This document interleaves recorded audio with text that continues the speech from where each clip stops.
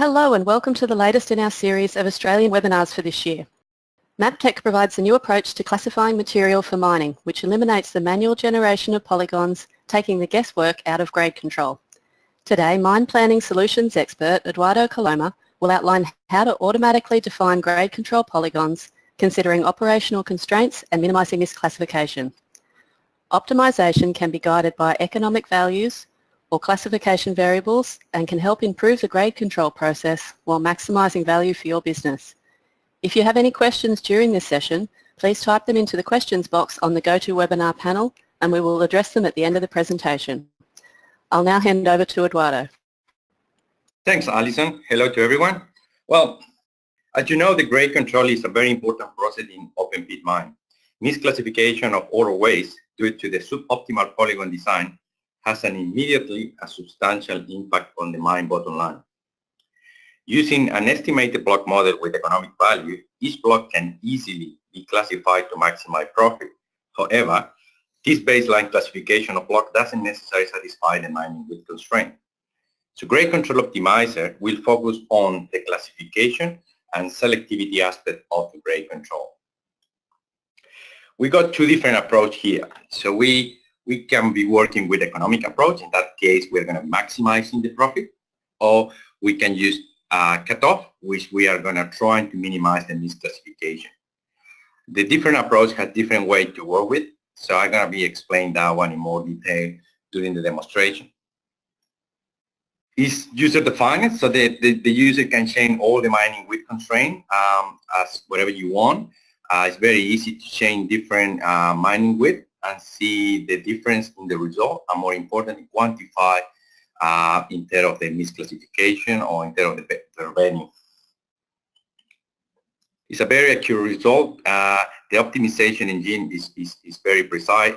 In fact, we are using actually two different techniques. If you really want to generate the optimal result, we can use the exact technique. However, we are using the default as well, which is a combination between the exact technique and some heuristic in order to speed it up. It's a very fast processing at the moment. You got a couple examples on the screen. As you can see, there is a big difference between wait for the optimal or not. The first example there is showing that with 99.999% of the optimal in 12 seconds. But if you really want to wait for the 100% optimal, you need to wait for 100 seconds approximately. So sometimes you don't need to wait too much, and that's the reason because we provide the default, which is the combination, as I mentioned before. It's totally integrated in Vulkan. It's one of the new models that we are releasing last week with 10.12. It redirected the block model, so it's very straightforward and control and generate the polygon in an automatic way. So in summary, this new grade control optimizer will allow you to have a flexible approach, totally user-defined, it's very accurate with the result, fast processing, and more importantly, it's totally integrated in Vulkan. So let's move on to the demonstration now and see how this option works. So this is 10.12. The option can be found under block. It's called Grade Control Optimizer. As I mentioned during the slide session, we require a block model. So we got here, we are going to display this block model to see some information and explain in more detail how the options actually will work. So in this case, I'm going to be using the first demonstration is going to be related with the economic approach. So as you can see, you got different blocks there. Because we are using the economic approach, that means that every block has to be evaluated against an economic value. So if we check one of the particular block here, let's say this isolated block in there, as you can see, if that block going to, for instance, the leach, it's going to have that value. This is going to the mill, it's going to have that value. And if it's going to the waste dump, it's going to have that value, right? So if we got the ability to mine individual blocks, that's going to be very easy to try to maximize the profit. However, that's not the case. You need to consider the mining width as well. So more likely that you're not going to be able to mine this little block here because it's surrounded by different blocks with a different profit in this case. So that block is going to be diluted in any way, and it's going to be part of this big area. That's what we are expecting. So let's take a look to the option itself. So let's go into block rate control optimizer. As per normal in Vulkan, you are going to have a specification file, and then you can generate as many scenarios you want. So we got a one scenario here. Then the user is going to connect with the block model and define the elevation of this particular rate control model. Okay. You need to choose what approach are you going to use in this case. So we are going to start using the economic value. Because we are selecting economic block value, then we need to fill this section here, which essentially is how many destinations do you have, any kind of destination.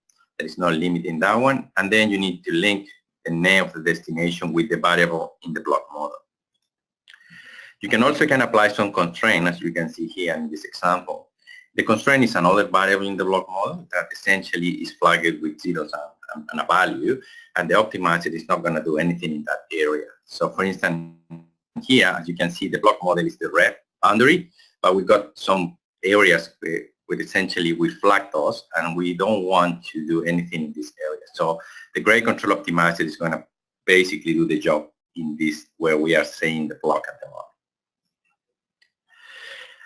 Okay, because we are using the economic approach, obviously the classification is grayed out, so we are going to move to the block optimization. In this section, essentially, we are providing the mining width. There's a couple of options here. One is if we want to use a regular template. So in this case, we are going to be using block, number of blocks, how many blocks in X, how many blocks in Y. Can be any kind of combination, obviously, but it's a regular template anyway. If you got a more challenging ore body, and then it's probably orientated in different direction, you potentially can orientate the mining width in that direction as well. So that's the custom option that we got here. And as you can see, I'm trying to put a 45-degree in that, simulating that orientation. You can do any kind of combination here as well. We are going to come back to the simple mining width for this webinar. So we are going to be using 2x2. In here, you got another parameter, which is the edge buffer. Essentially, what it does is trying how far away of the block model you want to consider for this particular run, or if it's 0 in this case, it's going to be basically constrained to the block model, and obviously the constraint that we got here. Then basically just output. The grade control optimizer saves all the information back to the block model. So in here, you're going to have the ability to save this variable, this block variable, and it's going to be an integer 1, 2, 3.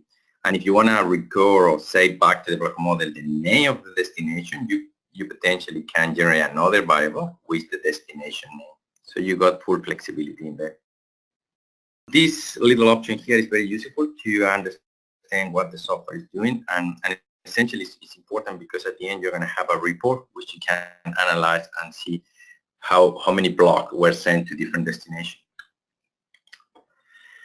Here's where everything is happening. This is the engine that is going to be using. So as I mentioned during the presentation, we've got two different options here. One is the precise option, which essentially is using exact techniques, but that can take a long time sometimes, depending on how many blocks are you working with.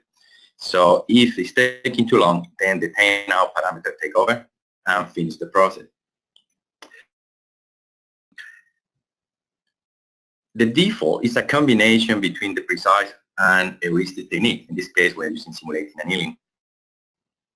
If we click in custom, you are going to see the two different algorithms. You got the branch and bound in here and the annealing parameter over there. Essentially, when we are running by default, we are using these parameters. Okay.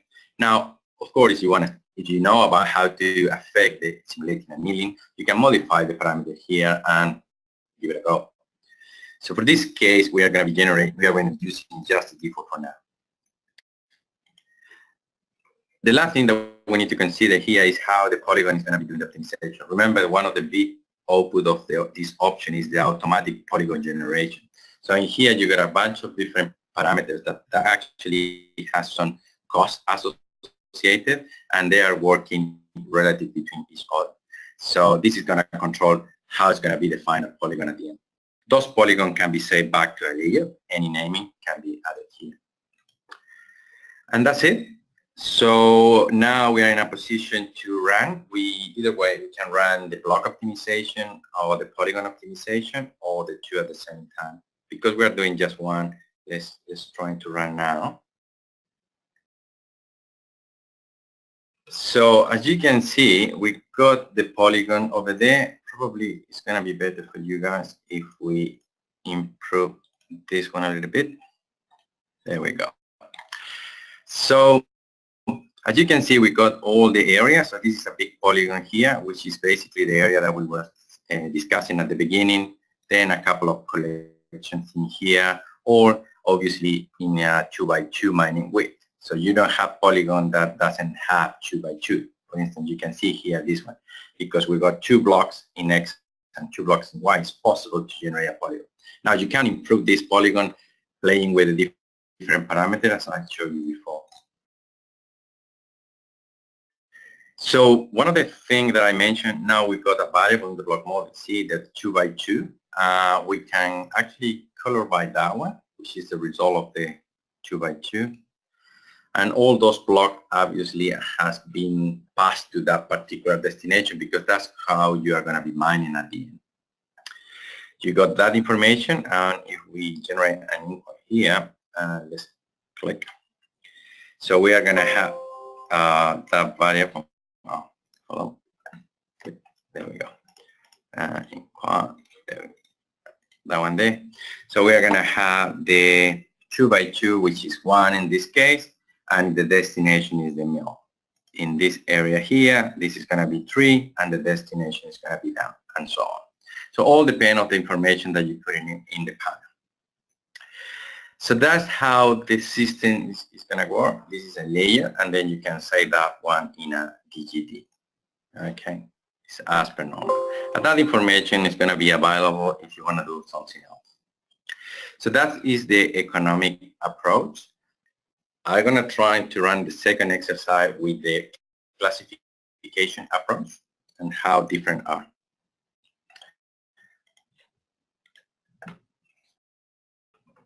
So in here we got another example, but we are going to put the focus in the classification. So the main difference is we got the block model, but somehow we did the classification. We got a script to run, we do some comparisons, some rules, and then we assign a particular destination. So let's bring the data in here. Yep. So here we are in 364. There we go. So this is another grade control model there. We got 4 different destinations in this case, represented by different columns. So if we go into the option again, and we select one of the cases that we want to run, so the only difference is going to be now that we want to work with the classification variable. In that case, if we go into the classification section, then you are going to need to pick the variable, which is the destination, and then define the destination names. Obviously, now you need to do the correlation between the name and the value in that particular variable. You can also apply some constraint as well. One of the interesting things here is the penalty matrix. So you can actually populate this matrix with some value, and essentially, because he's going to try to maximize the value, these are unitless. So if the high grade going to the high grade, well, I got 1 unit. If the high grade going to the low grade, I got 0.5 units, and so on. So you can fill this one as you want, as you like. Then, instead of the block optimization is pretty much the same thing. So I already explained those things. So we are going to just run and see how that goes. So now we got this result. Again, depend of the mining width that we are going to be using is how the polygon looks like at the end. So probably we can remove this one for now, and you can see that configuration. So if we start to change, obviously the mining width. Let's take a look to 3 by 3. Let's keep the same, let's change the variable name here, but let's keep the same polygon layer name for now. So if we run that one, then we are going to see how this polygon are going to change, because obviously now I'm changing the mining width template, and there we go. Now we got another set of polygon there. So one of the interesting things with this one is the information that we are getting from. So there is an explain option in here that you can see how many, let's put this one a little bit bigger. All right, so how many blocks you got in what X direction, Y direction, and so on. What is the mining width that you're running, some parameter for the optimization point of view, how the problem is, how big is the problem as well. Sometimes you don't realize how many permutations you need in order to come up with the optimum. Well, here is some information for that. And then the most important is this matrix here at the bottom, which essentially say how many blocks going from high grade to high grade, how many high grade blocks finalize in the low grade, and so on. So that information is quite useful, and you can put through that one to do some reporting stuff. So that is regarding with the grade control optimizer. Now, one of the another interesting things that we are working at the moment, and we released with Vulkan 10, the beta version, is the workflow editor that you can have here. So I'm going to demonstrate how you can actually combine these two different elements in a nice workflow, and how you can see the same result that I showed you before, but in different way. Probably you can get access to different chart tools, etc., etc. So let's take a look at that one. So I got a workflow here, and you can actually open that one. I got a predefined workflow here. I am combining different things. At the moment, you can add many different menu commands. So if you click in this option here, you can add as many components you want. Okay, so menu command leads, etc., etc. In this particular workflow, I am combining the grade control optimizer, which essentially is calling the option with the command line here. Then we are creating a panel. So we provide the opportunity to the user to generate a file name and choose if you want to see the result in a normalized way or non-normalized way. So percentage of number of blocks, basically. Create those panels in this interface is really easy. It's just a matter of play with this option here. After we got the panel, then we are going to generate this misclassification report or graph. So in here, we got the ability to combine different script engines. At the moment, I am using one my colleague wrote for me, which is in Python. So you can open it up here, and you can get access to different scientific libraries, like a NumPy or library for plotting in this case. And then finally, you are going to report this one. This is going to generate a file, which is going to be a PDF in this case. And we are going to open this PDF through the Workbench in the internet browser. Okay.